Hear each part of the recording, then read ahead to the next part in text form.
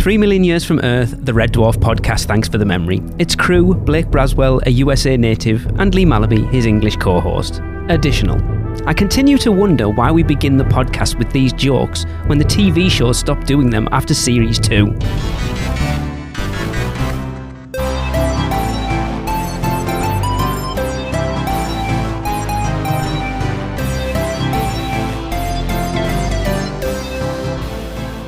What is up, Smegheads, and welcome to Series 4 of Thanks for the Memory, a Red Dwarf podcast where we rewatch every episode of the BBC comedy show Red Dwarf and discuss them. I am your host, Lee, and I am here with Blake. Hey, Blake! That was perfect.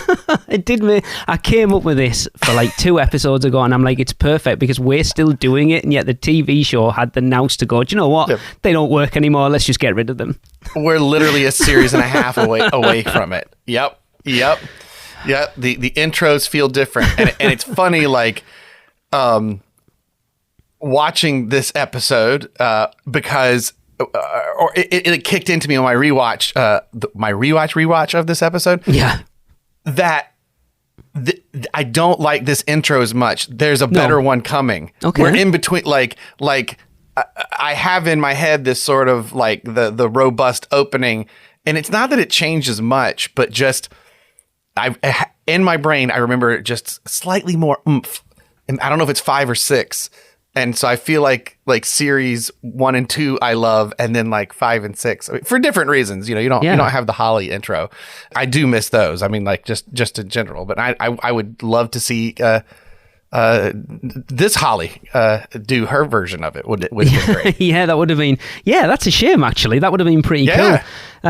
Again, it's just, I mentioned this to you before we started recording, that these 2 episodes have solidified something that's been in my head for quite a while, and we'll get onto it maybe next episode. I don't want to play my cards just yet, but yeah, it shows how rooted my memory of Red Dwarf is in those first 2 series, because that series 1 and 2 intro, the slow build up into everything, is what I think of when I think of Red Dwarf. It's like we talked about an episode ago or 2 episodes ago, where you were like, to you, Rimmer is Red Suit Rimmer, whereas to me, if I think of Rimmer, it's Second Technician Rimmer, and it just shows where we sit on our memories of the TV show, and I kind of like that because it gives us a much more balanced opinion on the show as well, rather than us both being familiar with the same episodes. I think it's definitely helped what we're doing here. Yeah, in our brain, what Red Dwarf is to us is at different points. Yeah, I think in a perfect world, I would redo this a little like our podcast, where I would do the dun dun dun dun dun dun dun dun dun dun dun, and maybe still show the ominous, and then like split the difference and give a little of both. That would work. Yeah, and then like even if you did it, additional. You know what I mean? Like, and still, you could still do that, like the Holly bit, like. I feel like there's a world that it works, but I think as we noticed, and I don't know, maybe sometimes we dive into the production a little bit, but maybe we will learn more as we get to the end of some of these, or we do look backs at that season 4 through 6. The time did change a little bit. These are just a tad shorter. Which is weird, isn't it? Because I know I might have brought it up, didn't I? I was like, well, because the intro's short, you'd think they'd have more time to play with. But yes, they have got shorter, and I'd be interested to find out what the reasoning behind that was. And I guess if you were told, hey, this has to be at X time now, that'd be the easiest thing to cut and still keep your show where, you know what I mean? I get, so it's probably some production choice. Because if you look at like the end credits aren't super long. You know, you get a lot of TV shows where those end credits go on. It's like, I know now if I'm going to watch a movie, and we generally watch movies quite late on a night, that you go, oh, it's like 2 hours long, but there's 10 minutes of end credits, so it's probably only an hour 50. It's not like that when you watch this. There may be, 60 seconds at most at the end, so there's not a lot of time for the end credits. But yeah, I suppose if, like you said, if you were going to cut anything from it, you want to get to the episode. That's what the people are there for. Yeah, that's I can see the choice, or I could see like that's what you want to cut down to keep things moving along. It's just a shame because it is funny that you are right. Red Suit Rimmer, Crichton being a vital part of the crew, that is my Red Dwarf. Yeah. However, the the Holly intros of the first 2 seasons are also part of that in my memory, which is weird. Those things of season 1 and 2 really stuck in my head. I mean, especially I really feel like whatever the episode was, the only thing keeps me going is my batch of singing potatoes. It is like one that I specifically remember, like, what? I love this because it means nothing. No. Like it's so great. And so it's funny that those are burned in my brain. But those 2 series aren't necessarily. No, which is odd, isn't it? But I suppose it will be because you started watching them then. So that's like your initial memory of watching Red Dwarf, whereas the ones that you've watched the most are the later episodes. Yeah. But I am going to bring something up throughout these next 2 episodes that you kind of mentioned in the last 2 that I definitely see more moving into, like, now we're sort of 2/3 of the way. Well, for us recording these, we've watched this episode and the next one. So like 2/3 of the way through series 4, there's definitely a dynamic change in the characters overall. And we kind of talked about it a couple of weeks ago that these 2 episodes have really driven it home, and I kind of don't like it, but we'll get there. Maybe it'll come up more in the next episode. It's funny. Because I know these particular series better. It's so funny how watching these, I guess it shouldn't be. I mean, obviously, like if you've watched these before and now you're doing a rewatch of, especially if it's been a while, you're like, oh, like how cool this moment in series 1. Like, wow, what a thing that will set up, whether it's a character like interaction or a plot point or the way people are. You're like, oh man, that's such a like beginning of how Lister and Dave, Lister and Rimmer are. And that will get even stronger or better. Or the first time Crichton really was featured more prominently as like a focal point in the episode, and going, oh, that's coming. The Crichton I really know. Like that keeps happening to me. And this series a particular one is an excellent example of that for me. Okay. It's like the 2 gears are turning and about to lock together for what I feel this phase of Red Dwarf is, and it's very close. So it almost feels like, for me, series 4, 5, and 6 is series 1, 2, and 3, meaning that there's this sort of new dynamic settled in series 4 that is like not quite there yet, and it's gonna lock in. So I have a feeling we will have similar thoughts about that. Yeah, because we talked about it, didn't we, on the last episode or the episode before, where we felt like that they were. I love how we're like 15 minutes in and we haven't even got to this episode really yet. We haven't even got to the synopsis yet.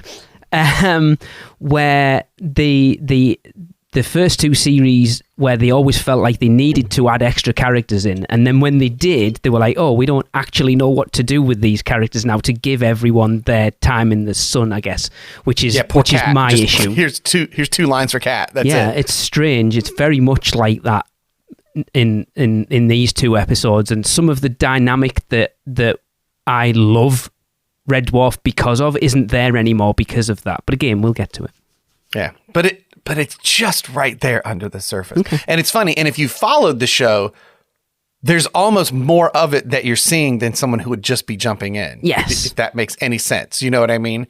Like, why Rimmer would be this way, even though this series so far hasn't really shown that, Again, I'm going to allude to it a little bit more. Rimmer is very much I feel like a background character, even in this episode where he is much more a part of the story. It feels like he has become a secondary character more than, because it was Lister and Rimmer. That was the dynamic. That was the whole show was surrounded by them, and it's not that anymore. No, it started to grow out, and I miss that. I miss that a lot. So I guess I'm not alluding to it. I'm just going to say it. I feel that what we fell in love with Red Dwarf from the beginning of that Lister-Rimmer dynamic isn't there anymore. This is going to be a true 2-parter, because I have thoughts about that, particularly in this in the 4th episode of this series that we're going to talk about. But yes, like I do. Yes, I see what you're saying. And it's funny because I think it is more apparent watching it. And we've talked about this, how the format of being able to stream it and watch it this way is so different than catching it live on TV. Of course. In that you're seeing it as such more of a whole than another slice of a day for them. Does that make sense? Yes. And so then it's easier to look at like, wow, so it's really the way the distribution of how this works is very different now. And I'm like, I don't know that I noticed that at all when I watched these. I was just excited another episode of Dwarf was on, and here's a good Rimmer joke, and I like Crichton, and do you know what I mean? And it's funny because doing it this way, intentionally I was very excited when you wanted to do this and was like, well, I'm not touching Red Dwarf until we actually start recording this show so I can see it as fresh as possible. Yes. But it's impossible. It's not, it's so tainted by, or my view is so tainted by, and not necessarily a negative way, how we are able to watch it now. Yes. But then we've talked about that, didn't we, as well? It's like you're so used to watching like any series now, be it, I mean, we talked about it a couple of weeks ago, like we're just watching Dead City, the Walking Dead, Negan, Maggie thing, and it's like 6 episodes. So everything's now is like a 6, 8 or 10 episode run.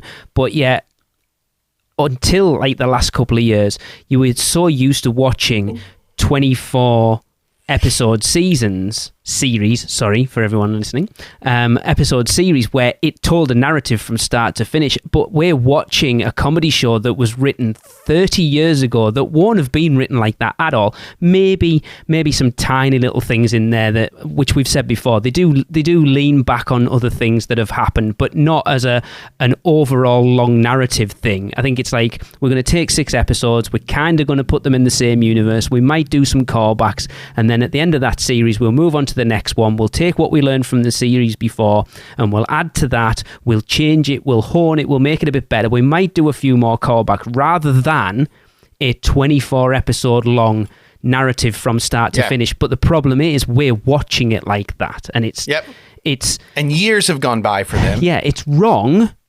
but it's just what we're used to now, and it's difficult. And then I would argue if they got even brilliant writers and a team to say, we're going to relaunch Red Dwarf. It'll be a new cast. And let's say they cast brilliantly and everything else. I feel like the show would suffer from, you can't reboot this because if you try to do an old school sitcom, people aren't into those anymore. No. So that won't work. Now, they are into watching old sitcoms because they judge the cheesiness of it less because it's of its time. Yes.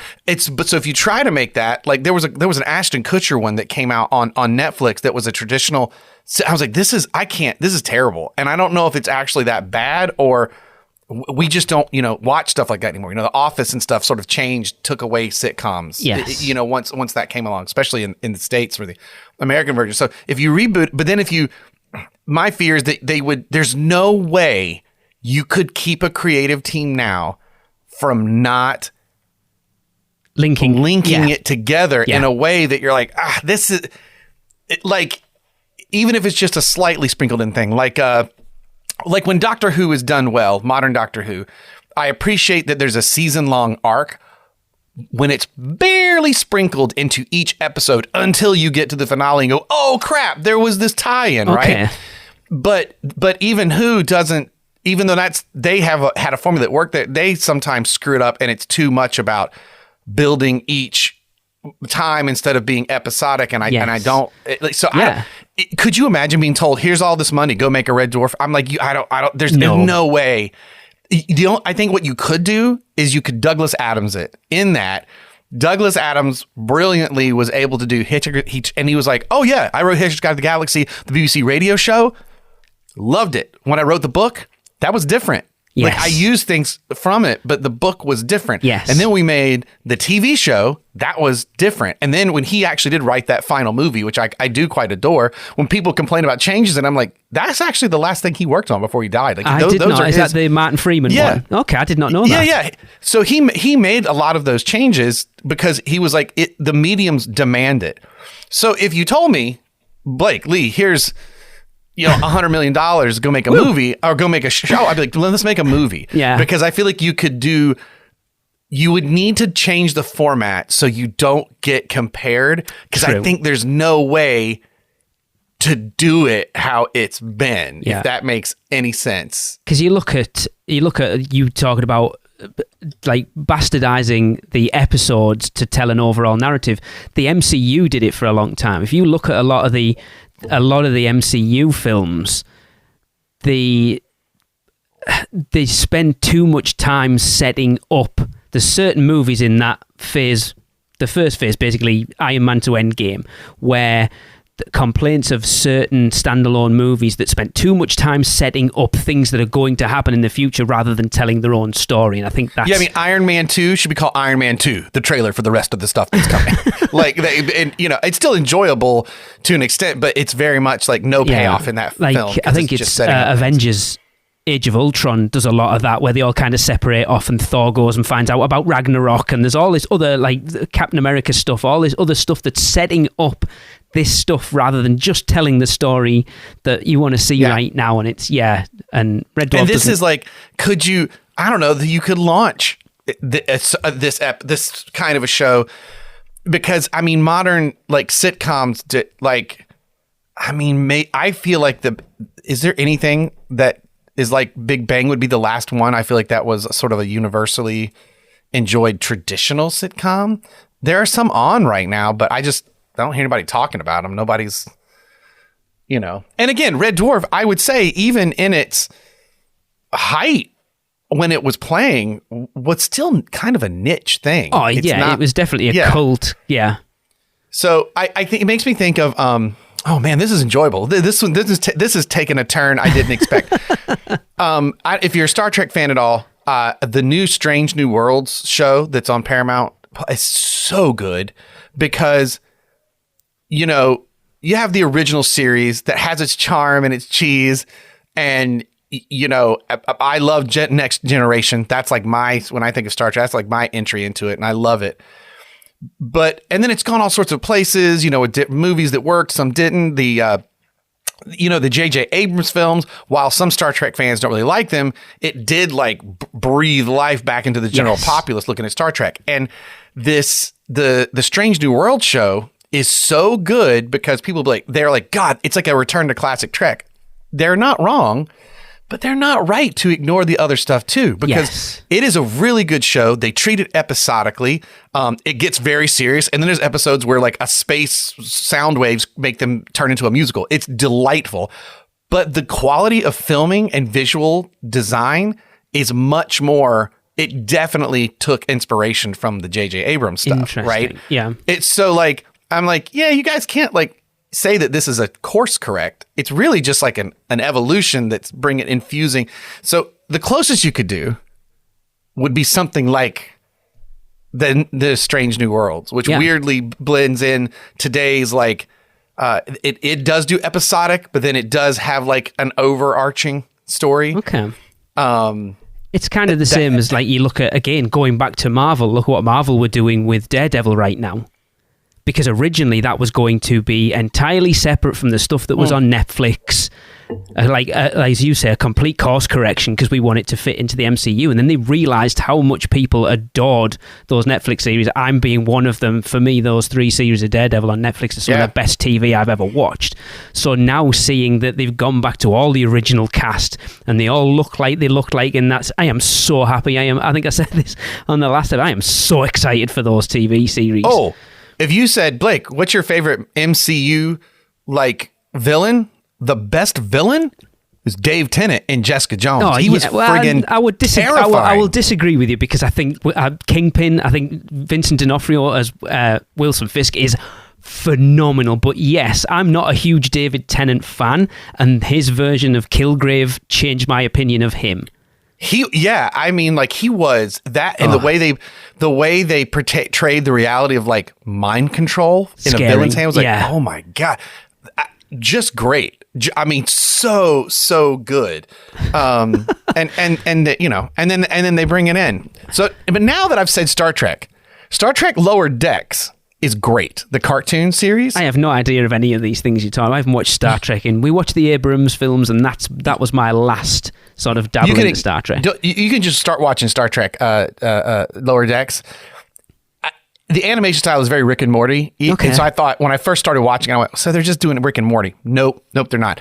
They are sticking true to the heart of Star Trek, but the somebody irreverent living on that ship, and not the higher ranking officers like the lower deck. I think you've mentioned this before. So if you love Red Dwarf and you've liked any Star Trek, I do feel like Lower Decks is like it's spot for you, because it is like the scum. It's the second technicians on the, you know what I mean? Like, and the show does evolve. They just wrapped it up, and things do change throughout it or whatever. But like, that might be the closest thing that has just recently happened that's like Red Dwarf to me. So maybe if they give us $100 million, we need to do an animated series. That would be cool.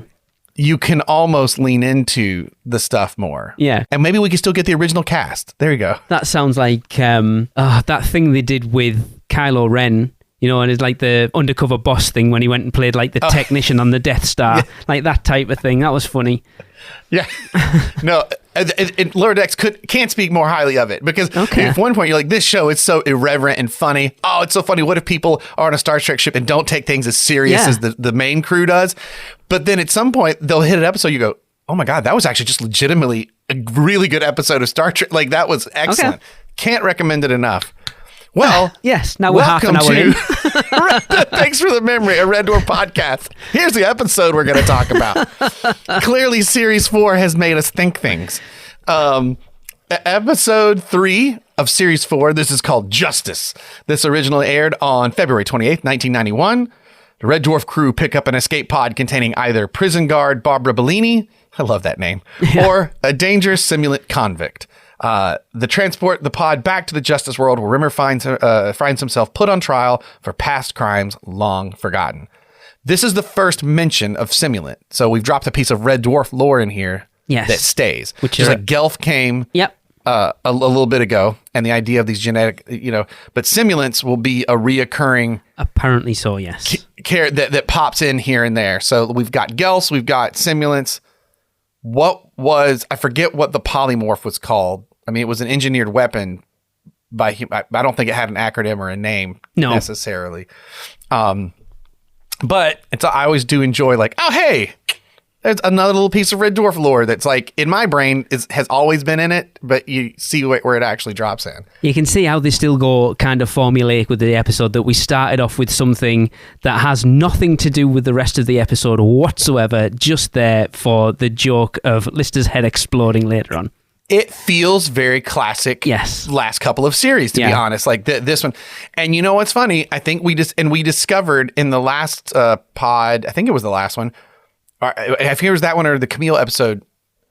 This series 4 did not come out at all how it was written out. No, come out. The order got shifted all around. Because I've got this in the trivia that this was the first episode that was recorded. So and this feels like it should be the first, right?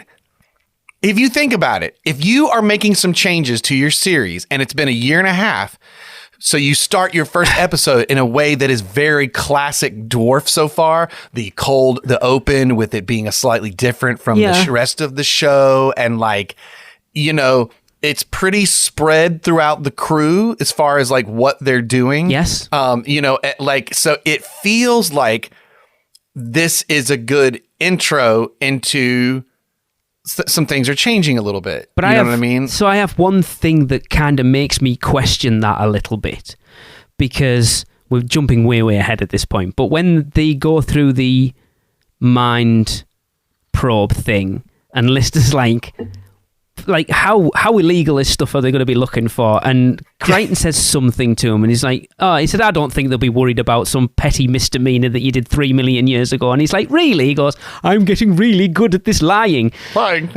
So if that was the first episode, because that to me is a callback to Lister teaching Crichton to lie in Camille. So if this was the first episode, that joke doesn't land. Oh, that's true. Although it has come up before. Yeah, in the last day. It did. The finale of the previous season, though. He has to lie. Yeah, but he doesn't lie, does he? Because he said, you managed to lie, Crichton. He goes, but I didn't, because where do all the calculators go? He didn't lie, though, did he? Well, no, he did, because he said, what did he say? I'm going to have to find the script for that one. Yeah. Because Lister thought he was telling the truth about no Silicon Heaven, and then he was like, "Yeah, but I was lying because of course it's Silicon Heaven. Where would all the characters go?" Oh, yeah, you're right. Yes. So he did. Yeah. Okay. So you could maybe do that coming off of series 3. Yes. Because that was the final, and then it's because the lying and the insulting. I feel like now we're moving into trying to get better at, like, okay, you did it in a situation where you were going to die. Can you just do it now? Yes. Like, that makes sense. Again, we're probably looking into it far too deep. But Yep. But this episode does feel like last night or night before last night I was rewatching. I was like, this feels like a good. If you had not touched the dwarf in a year and a half, and the BBC sent out a schedule, and you're like, hey, it's back. This would be a good intro. You haven't seen Lister in forever, and then a reveal of the character. He's got this giant cauliflower melon from Space Mums, and you're like, "Oh my god! Like, is this what the episode's about?" And it's like not at all. I kept looking at that lump on his head and thinking, if that lump on his head was real, would his hair be on top of it? That's all I kept thinking. I'm trying to think how it would actually work. It's okay. You know why it's okay? Because it's Space Mums. Yes. You just got to put space in front of it, and then it's fine. Do you know what I love about the opening of that? The most thing is on Crichton's little circular belly piece, there was like a first aid Red Cross on there. Because he was in nurse mode. I thought that was hilarious. I just love, like, it's such a classic, like, British humor thing to me. Like, this whole scene of like, he reveals his head. Everybody's like dying laughing. He's like, "Oh, goodness me, sir. You look, the swelling's gone down so much. 8 inches since yesterday." Like, it's so good. Like, and give me a mirror. "Oh, I don't think we're ready for a mirror yet, sir." Yes, but it felt very much old school Red Dwarf, especially when it's like, "Your breakfast, sir. Hot beer with croutons." Yeah, hot lager and croutons. Hot lager, yeah. And you're just like, so you're right. So you look at that already, and yes, you're right. It does feel like a first episode. You're you're with a slight change of because you're introducing who they are. Yeah, it does actually. You're right. Yeah, and you're introducing them, and then like there's but it's a little more like series 3 because there's an adventure. We've got this ship that's I feel like there was something about this ship there, but you've got this, pod. I absolutely love that. You really think it's the Space Mums. This is the episode, and chat. And then Crichton says something about the pod, and he goes, "What pod?" Oh, and he doesn't say "spin my nipple nuts and send me to Alaska," but it's something like that. About Frank, he said, and call me. So it's something. He said something. Call me Frank. Yeah, the neck diodes. Something about his neck diodes, and call me Frank. Yeah. But yeah, so going back to what you just briefly said there, I felt this with both episodes, that this felt like a series 1 and they both feel like series 1 and 2 episodes, where it starts off with something that you think the episode is going to be about and ends up not being about it until more so the second one. The second one, episode 4, starts off with something, then goes to something else, and then comes back to the first thing. Comes back to it. Yeah. Which is very much a series 1 and 2 thing. And this one, again, starts off with something that you think the episode's going to be about and doesn't. So they do definitely feel like old school episodes. And you really feel like the joke is going to be, like, normally I'd assume, when they say they've got this pod with someone frozen in from a penal colony, it's definitely going to be a bad guy. Except with Lister looking like that, watch it be this beautiful Barbara Bellini or something. That would have been funny. Yeah, and he's got like this head, and like, right. But they pull the rug out from me twice because when his head explodes, comes out of nowhere. That noise is disgusting, by the way. Yeah, and just the cat coming out. I want to die. Yeah, but again, like you say, introducing the characters again after a year and a half, that shows you who Cat is. Yeah, it you very didn't much visit seems, me. Yeah, you're right. It very much feels like you're reintroducing the characters to remind everyone who they are, having not seen them for a while. It really does feel like the first episode. Yeah, because it's very set up. Like, this would be a good one, too. Because, back in those days, too, you just can't... That's what still, as we have always said, makes the beginning of Series 3 insane to me. Yeah. You can't count on people necessarily having either... Not just that they guarantee have seen the previous series, but did they watch it the week before? Because, like, no. It's not like now where it's on demand. Yeah, you couldn't have done. So, we've already established that the VHSs didn't come out for another 2 years. So that's right. You will have seen the last episode of Series 3 and never touched it again till this one comes out. Speaking of, my mom sent me, she goes, look what I just found. And it was a picture of all on their sides, VHSs. And it was one of the early VHSs of Star Wars release. It was The Thing. It was Jurassic Park. Wow. It was, but then on the end, we're like there was a bunch of movies. And then on the end, there was there's like Young Guns 2. Then there was 4, hand, what's what I'm looking for? Like recorded tape, all right, like blank tapes, recorded. Tapes, yeah. And one says The Thing and Alien 3, which I remember because I recorded from my grandma's HBO because she had a big satellite dish HBO. We had like no cable because I was living in the country. And then one of them just says Red Dwarf. And I was like, oh my God, yes. Oh, wow. It's funny you mentioned Alien 3. I actually sat and watched the assembly cut for the first time last weekend. It was interesting. It is interesting. Don't get me started on Alien. We'll go off on there for a bit. I couldn't be more proud that when I come home from work every other night, usually all the lights are off, and my daughter is hiding to throw her stuffed face hugger at me. It's good times. So yes, there was something that came up when I was watching this. Is it weird that they have no idea what's in that pod? Right? It could be a beautiful woman. It could be this dangerous, non-destructible simulant, and yet they've just dumped it in the middle of their quarters. It's not in quarantine. It's not somewhere locked up on the ship. It's literally plonked down in their living quarters. Just like you could just tell, we don't have the budget to do the set we were going to do. Just put it in there. No one will think about it until 2025 when these two idiots are doing a podcast and paying too much attention to this. Yeah, it's right. It just felt weird. It's like, you've literally, because when it's like, what's the difference between an android and a simulant? They said, well, the difference between an android and a simulant is an android won't rip your head off and spit down your neck or whatever. It's pull your arms off, rip your head off and spit down your neck. And you're like, so it could be this dangerous creature, and yet you're just going to have it in the middle of the room. That's a risk I'm willing to take. Another thing I did notice, so when Kat mentioned something about Lister painting his head black and yellow stripes, and they could be playing for the Bengals, it made me realise that we've had no references of zero-G football for a very long time. But that would be American football. Like the Bengals they have a tiger stripe helmets. That's weird, isn't it? Yeah, the Bengals are orange and black, and at this time period, there was this time period where the Bengals and the 49ers kept meeting in the Super Bowl. The 49ers kept winning. I think it was the Joe Montana era. It's either this is just past it or it's in the middle of it. So the Bengals would be, I would assume, much like the Dallas Cowboys, I would have thought at the time a football team you could have thrown, or American football team you could have thrown out. They would have known. Okay. People would have known what it was. Because also, like, the Bengals have always had one of the cooler helmets. It's an orange helmet with black tiger stripes. It's just cool looking. Like, it's... but as we mentioned early on, like, oh man, the zero-G football all looks like American football, like uniforms and stuff. So, but they've never mentioned it. They've never mentioned it since Series 2, which is strange because it was such a big thing to start off with. But it's funny that it comes out, like by Cat at this point. My wife laughed so hard at his. You ever seen whatever it's 150 pelvic thrusts a second? Yeah. That's me in slow motion. There was so many risque jokes in this one. It's like, I've got a body that'll make men wet. And I was like, whoa, that's not even kind of like hidden away. That's putting it all out in front. I was like, wow, that is, okay.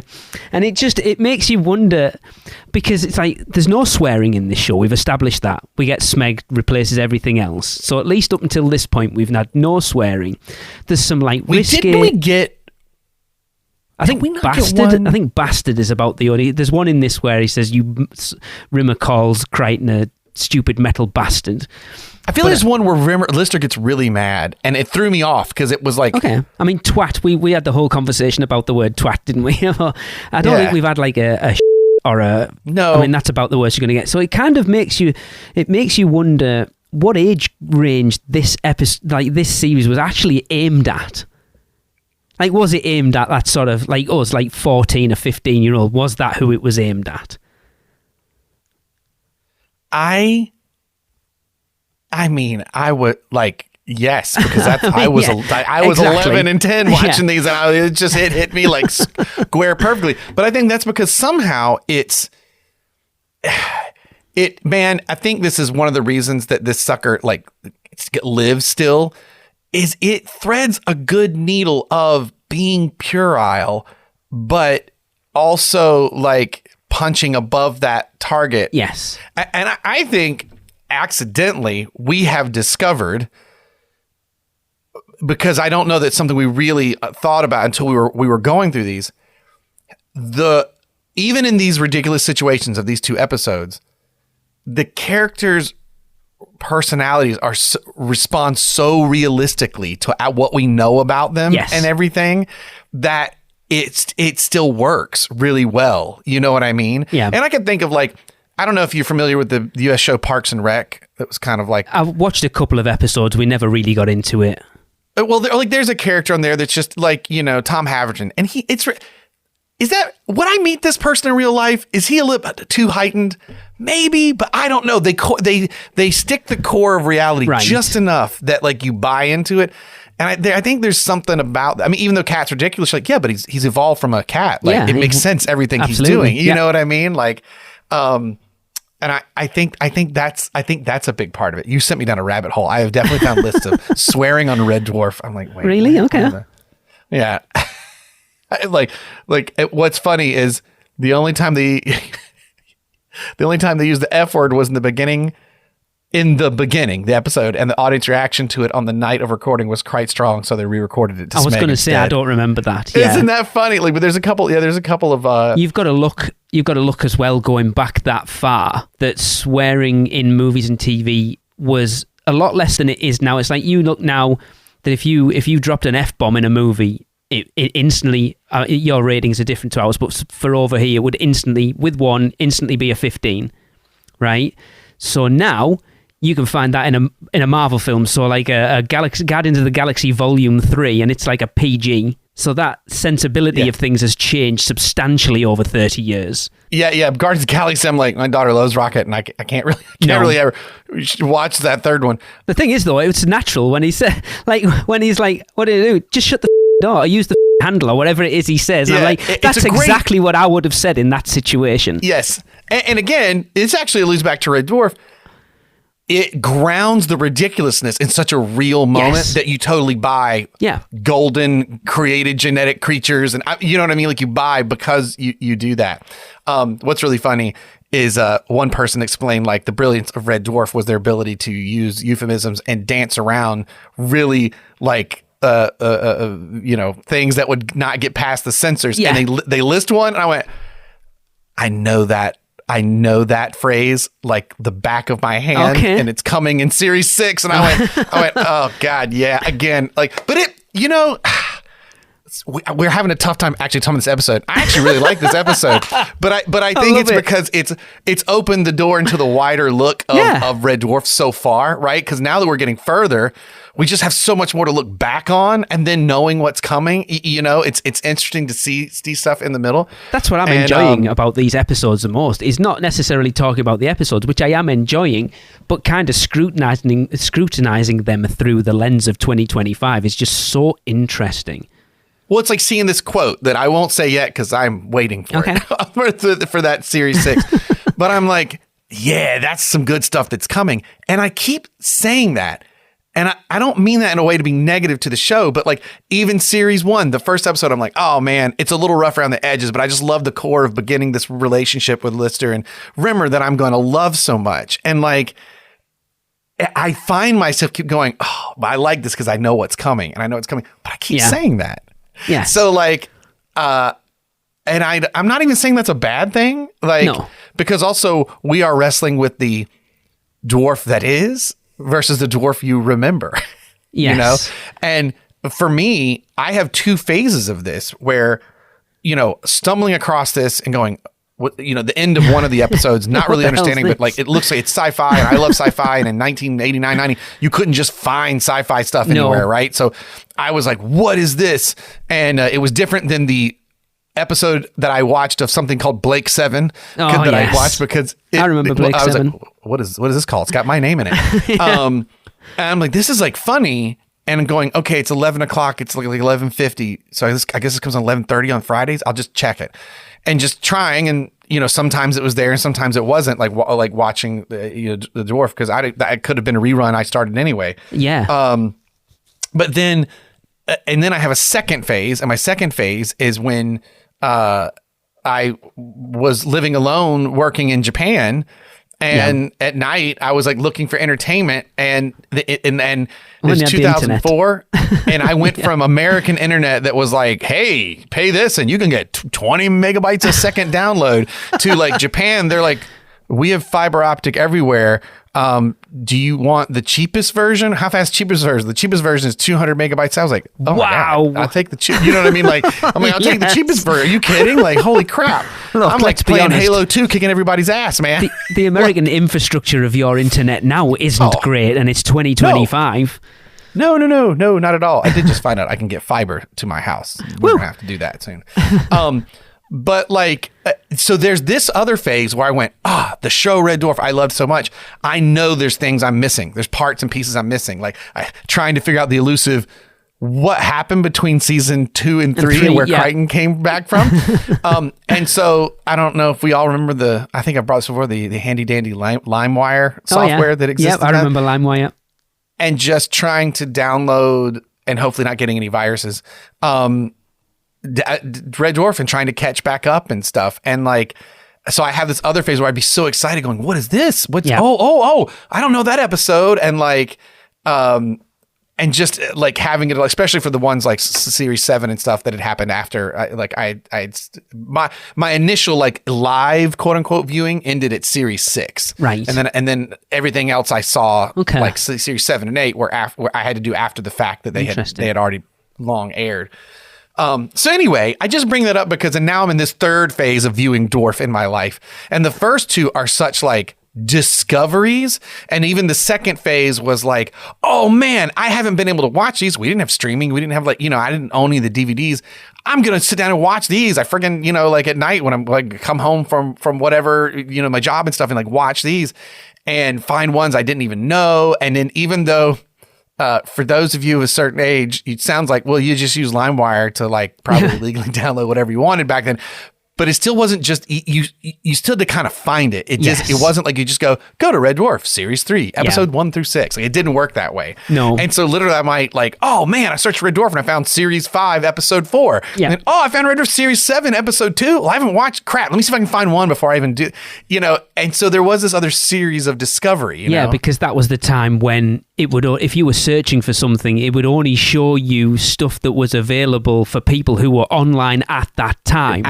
At the moment, it's called peer-to-peer sharing. Children, look it up. It's not like BitTorrent, if anyone's still aware of BitTorrent, where it would just show everything, and then if people happen to be online, you obviously need those servers to be online, but it would still show you it even if they weren't. With LimeWire, if one person had that file and they weren't online, it wouldn't show up in the search. So it was just trying to find random times throughout the day to try and find these people who had these elusive episodes to get. Oh my God, it just shows you how different life is now. And I do feel sorry for kids nowadays that they don't have that, like the excitement from the world's gone a little bit, because everything's there at the snap of a finger now. And it wasn't. I mean, I finish a last series 3 and go, well, let me just go ahead and buy series 4 now.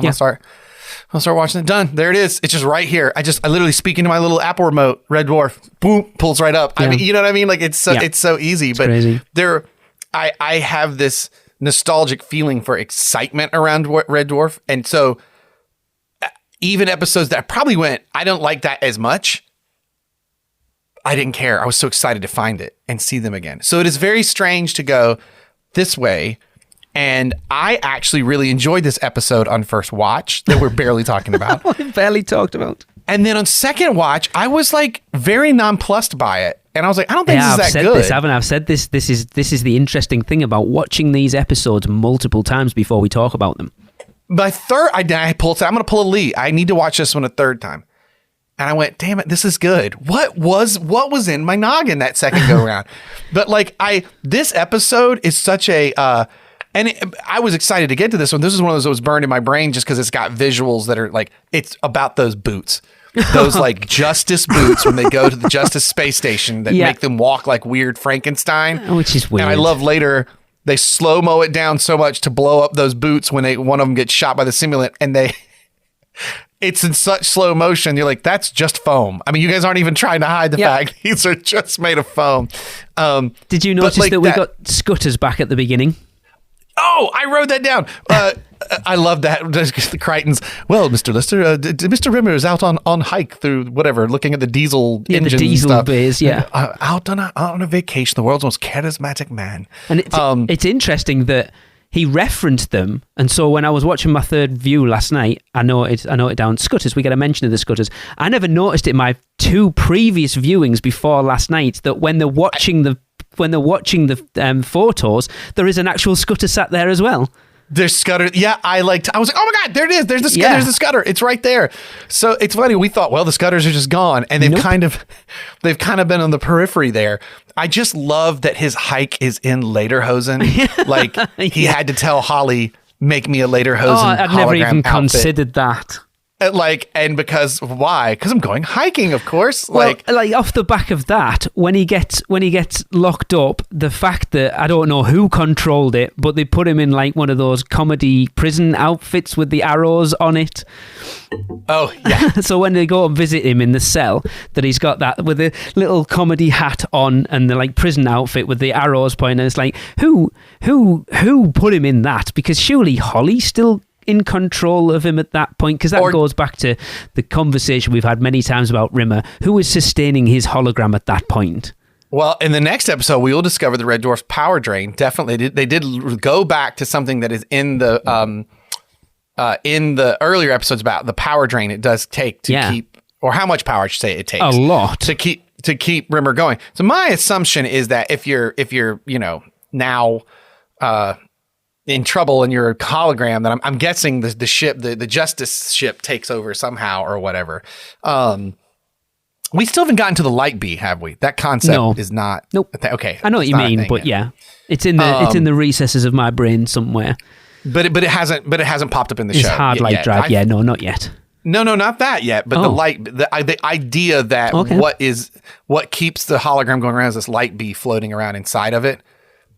That tech, and I don't think they've mentioned that yet, right? No, because right now it's still like, here's the hologram cage, like when he was on the moon.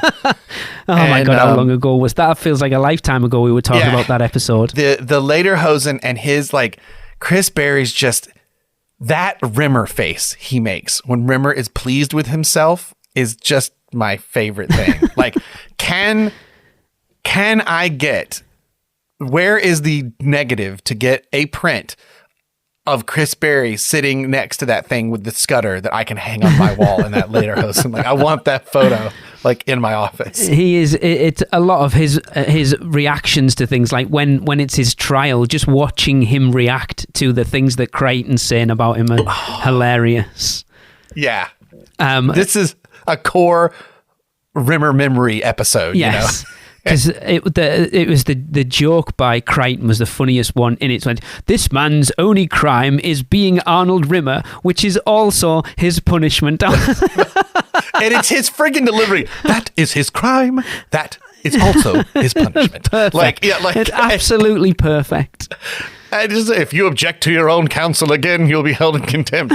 Like, just friggin' delightful. Like, oh my God. Like, may we take a break, sir? Because my intelligence circuits are melting. It's like, but if we don't carry on, we'll end up not getting through like the next thing of whatever the slides are. It's like, I'm willing to take that risk, sir. I'm really to take that risk, sir. I love the setup for, you're told like, oh, it's Lister's screwed, because he's talked about illegal stuff he's done. You know, and I love when the justice beam has hit him and he's like, my mates used to go scrumping. Oh, sir, I don't think anyone would mind stealing a few apples. We used to go scrumping for cars. And it's like, oh, well, we used to do in the hotel. Oh, everyone's stolen towels from a hotel. No, we stole the bed. Yeah. I love it. And the computer just like, I guess waves it away. And this is like, you know, we haven't said this in a bit, but this is definitely like a heady sci-fi episode. It's funny Star Trek came up because this almost seems like something you would have encountered in a Star Trek episode. Like, oh, we've discovered this society that has a justice system that uses AI to scan you. And it's like, well, but this isn't accurate. Someone's not really a criminal. You're scanning their guilt. And you could almost see this be a dramatic Star Trek concept. Or even like, we brought it up before, the Orville. It could be an Orville episode. It would feel very much in that. But it's like, I feel like this episode feels like, yes, it's a big sci-fi concept again, but we talked about this before, about them usually being split up into two separate episodes. But this still was a very character-driven episode. Yeah. Even like wrapped in a sci-fi concept. Instead of being about the sci-fi concept, the sci-fi concept gave the opportunity to delve deeper into the character. Yeah. And like, we haven't, well, and also, I mean, another reason to say this is a good first episode of series 4 in a world where you can't guarantee people have seen the previous, or it's been a long time since I've seen the previous. True. You've reestablished everybody dying on Red Dwarf. Yep. True. And that Rimmer was involved with that. Yeah. The drive, basically, anyone coming in who's not seen basically, everything you need to know, really, up till this point is laid out in that episode. So, yeah, absolutely. So instead of doing the exposition, it's like, an introduction episode to everything you've missed, yeah. Yeah, it's part of it. So, man, I don't know. Yeah, it would be it would make sense to be a first episode in a lot of ways. I agree for all entirely. Alien has already come up in this podcast. I don't know that we've had an episode where Alien has not come up. I have an Alien reference in my notes, and I'm sure it's going to be the same one. Is it the simulant in his white blood? Yes, that's exactly. I've literally written white blood Alien reference. Yep, totally. It was in the trivia. I took it out, but did you notice what it said on the simulant's gun? Was it make my day? Yeah, make my day. And I noticed it watching it last night. It's such a weird reference. Why would a Dirty Harry movie reference be written on a simulant's gun from a movie that'll have come out like 3,030,000 years prior to this? I love the, like, every now and then Lister's like, I'm going to be a tough Liverpool, like, comes out. And I love the, like, I'm going to go talk to him. And then there's that Lister Heart of Gold moment of, like, this guy's unarmed. I can't do this, even though it's the smart thing. And I love Rimmer, like, I could. I'd even do it if he was on the job. Yeah. Like, is that a reference you know, by the way, Blake? I did question whether you would know what on the job meant. I don't know whether that's a British thing or... Oh, no, well, I mean, I just assumed, like, the poor dude is just, like, working and you just off him. Like, what does it mean? It does not mean that. Oh, yes. Oh, I get an education. Going back to some of the references Kat made, it's along those lines. On the job would be, yes. Amazing. I'm glad I brought that up now. It would be seeing to your other half. That's what on the job is. That just made my morning.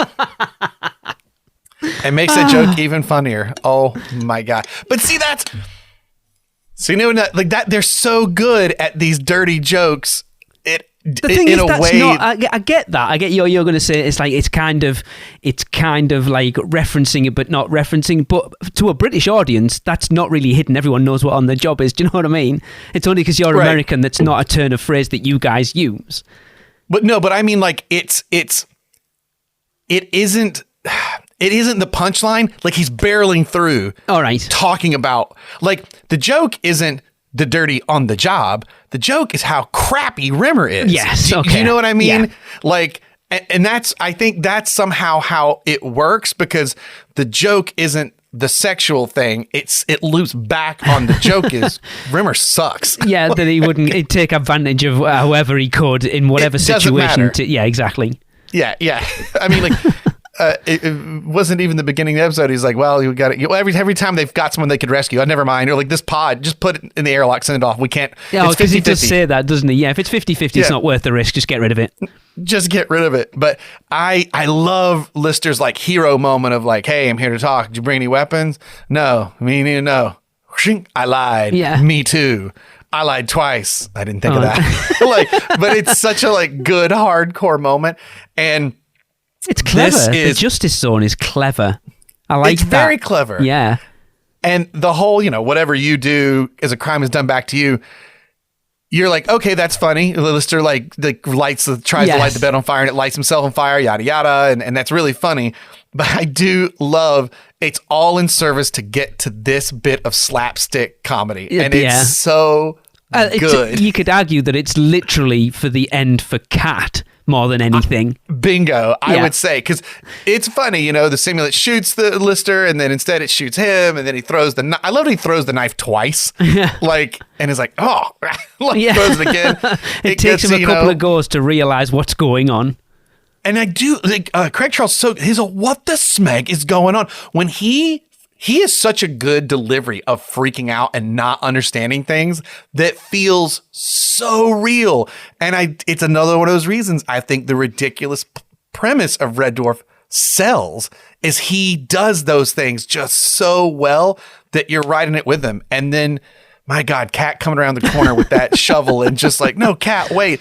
And bang! And that laugh that Danny John Jules has, like just laughing the whole time and falling back. It's just the best punchline to that whole moment. God, it's so good. It is. And again, but like what you've said there goes back to what I said episodes ago. It's the people are real. It's the situations that are ridiculous.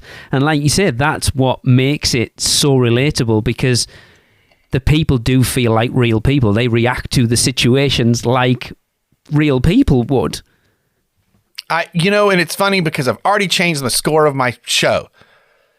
Because I was weirdly harsher on it on my subsequent viewing than the first time. I went, oh, Justice, I remember liking this one. I really enjoyed it. And then I was really harsh. Not harsh on its subsequent viewings. Was I tired? I don't know what was up. But I was like, I don't know. I don't know if this one And of course, that's ridiculous. Well, this show's not meant to be watched like one after the other. No. I probably should get back in the habit of just initially writing my score down and that always being on the first viewing. And then I'll do my notes. That's a really good... Yeah, maybe I should do that as well because I've said we've both kind of agreed that the subsequent viewings can change your opinion, sometimes not for the better. Right. Well, in this conversation, and you've done this with me, where you've said, after talking this through you, I think I like this episode better than I did. Yeah. And this has reminded me, like, it's so good. There's all these good quotable lines. There's all these classic. So, where are we at time-wise? I'm trying to decide if I want to open this can of worms. Maybe this is a cliffhanger question, and we don't fully go into it, and it leads to the next. We can get more into it in this next episode, but like. That being said, why does something...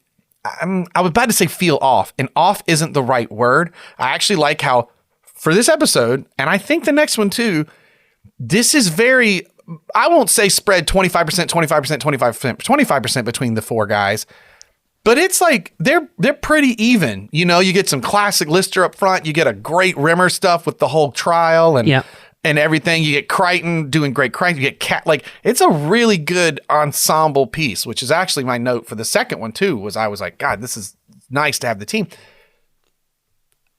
Off isn't the word, but there's something I'm noticing too. So when you were saying, I have a thing. I feel like I could answer it now, but if you want to leave it till the next one, we will bring it back up. But I feel like I know what the reason, at least my reasoning behind how it feels off a little bit. Because I agree with you. They're all really good, but... And I don't even... Off is almost like not... I wish there was another word. Because that sounds more negative than I think it is. There's something not quite right. Yeah, So, all right. Well, hey, our first two-parter. Oh my God. How have we spent... like 20 minutes talking about the episode and 40 minutes talking about other stuff that's not related. Well, I suppose it is kind of related. It is kind of related. Well, what was your final vote for? I gave it a 6. I thought it was okay. It didn't make me laugh out loud. It does feel like... So you brought up Blake 7 and this episode definitely feels like one of those mid to late 80s sort of British sci-fi low budget, because if you look at any of the locations, like the courtroom is basically black with like some seats, and, with a light, and that's about it. and then or the podiums like purchased. Was IKEA a thing in '91? Like the podiums that they're at. Like, I don't know, but yeah, it's the actual, because some of the outside shots were really good. Like the actual space station thing was pretty good, and what have you in the miniature shots. Did we not have someone that worked on the miniatures reach out to us for one of the series? He did, but if I remember rightly, he worked on the Starbug for, I want to say, Series 8? Oh, okay, cool. All right, cool. We're getting there. Because I do, like, I love that kind of stuff. So every time I see stuff, I go, God, I need to check back in with Lee when that is. Yeah. Man, if we could talk to that guy, I would love that. I will have his email from somewhere, so I'll definitely double check. But I know it was definitely one of the later episodes. But then once you get into it, the locations were just sort of generic Red Dwarf. Like that, not complained, but we talked about, didn't we, in those earlier episodes, that it was like the bunk room, maybe the disco in the dining room, and then this weird like metal gantry place that they just used for any generic from point A to point B platform. And this felt very much like that. But, you know, not in a negative way, which is interesting. We talked about budgetary restrictions on the last two episodes, and with this being the first one, it's strange that it feels more low budget than some of the other ones. Well, I did read one of the trivia, I think, was for the court, the justice courtroom, that white and black thing that's like a light in the center behind the courtroom, behind the defendant, basically. It was supposed to be like this infinity mirror, and they just couldn't figure out how to make the effect work on budget. And I was like, oh, interesting. It was a different plan to kind of give this trippy vibe to it, that this Justice Zone thing was very weird. Right. And so instead it was like, screw it. It's a light that hits you, and then there's a whoop whoop sound, and as you walk through, now you're entering the Justice Zone. Right. Love that guy's voice, by the way. Yes, it did. Really good. Yeah. Yeah. But yeah, I'm quite happy with a 6. I thought it was good, but it wasn't great. I go with a strong 7 is where I'm at. And I especially after having this conversation, I did quite enjoy this episode. I always have. I got to figure out what I'm doing. What I've done is maybe what I need to do is I'm treating these like when I was a kid and I'm watching them late at night, and maybe I'm too old to do that. We'll see earlier in the evening when it's all said and done.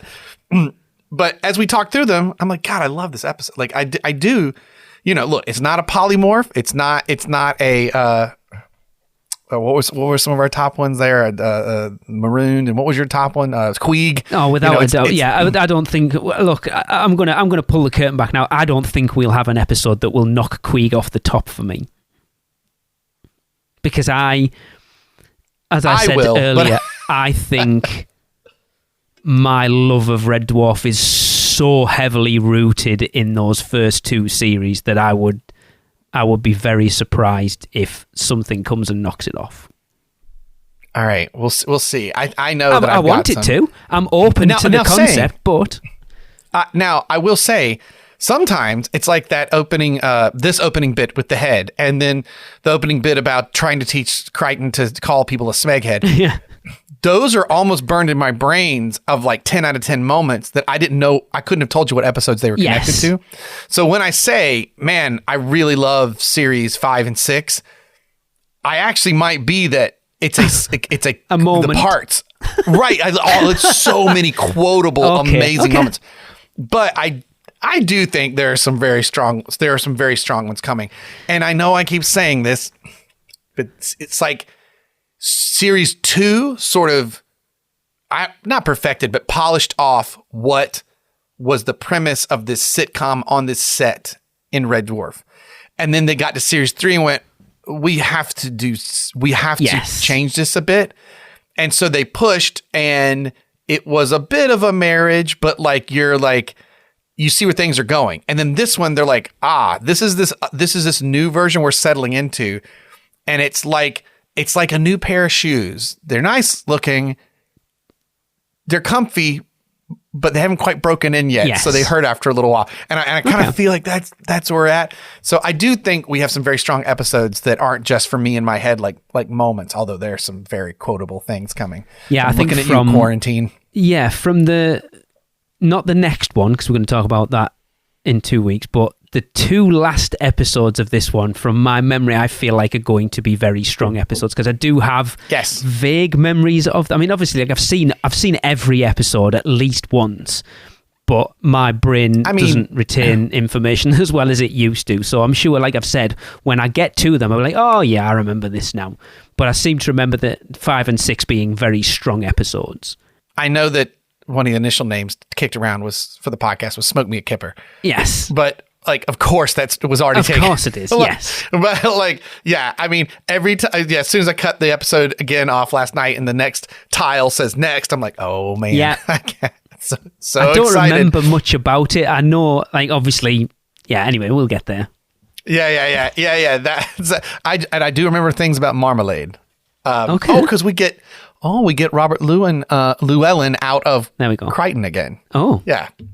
We get another one of those. Excited to watch those 2 episodes. But anyway, we've still got another one from series 4 to watch, or like the episode 4. So we haven't even finished this one yet. And we're already talking 2 episodes ahead. I know, right? Okay, so whatever. You know what? It's like pizza. Even when it's not great, give me a slice. Exactly. Yes. All right. Well, I think I didn't scroll down enough. So brings us to the end of our episode. I think so. We've gone off in enough tangents, I think, on this one. Yeah. Well, where can they find us, Lee? You can, of course, follow us on Facebook and Instagram at Dwarf Memory, and Twitter at Dwarf_Memory for all the show updates. I would like to do a video episode of these at some point as well. We have the ability to do that in this year of 2025. Could be fun. It's because you were staring at my Give Keith a Chance t-shirt. And you're like, see, that should be on a video. We should be, yeah. I think we could do that at some point. Can I get my buddy who does makeup effects to do a live cast for me and make me a Crichton head? That's the question. That would be. Oh yes, I'm sure you have many contacts for things like that in your history of theme park stuff. Yeah. Oh, I got a friend right now that I'm like, if I did a cast of myself and shipped it to you, can you make this? That would be amazing. Then I would absolutely do a video. See, I only need to do like the top half of my body, frame it that way, and then just do in a friggin' heartbeat. Oh, damn it, Lee! Now you got me thinking. See, if we do a video podcast, what we got to do is somehow set it up so it's completely black around us, and we wear turtlenecks, and it just looks like we're Hollies. And that would be funny. That would be funny. That's what we got to do.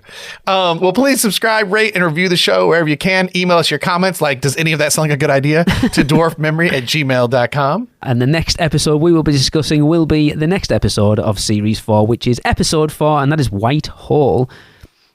I've never seen one. No one has. So make sure to watch before you join us for that next episode. Makes you think, doesn't it? Mankind's history has been one long search for justice. That's what all religions are about. They accept life as being basically unfair, but promise everyone will get their just desserts later. Heaven, hell, karma, reincarnation, whatever. Those guys who built the penal colony tried to give something order to the universe by creating the justice field. But when you're living in an environment where justice does exist, there's no free will. That's why, in our universe, there can never be true eternal justice. Good things will happen to bad people and bad things will happen to good people. It's the way it's got to be. Life, by its very nature, has to be cruel, unkind, and unfair. Ah! Thank God for that.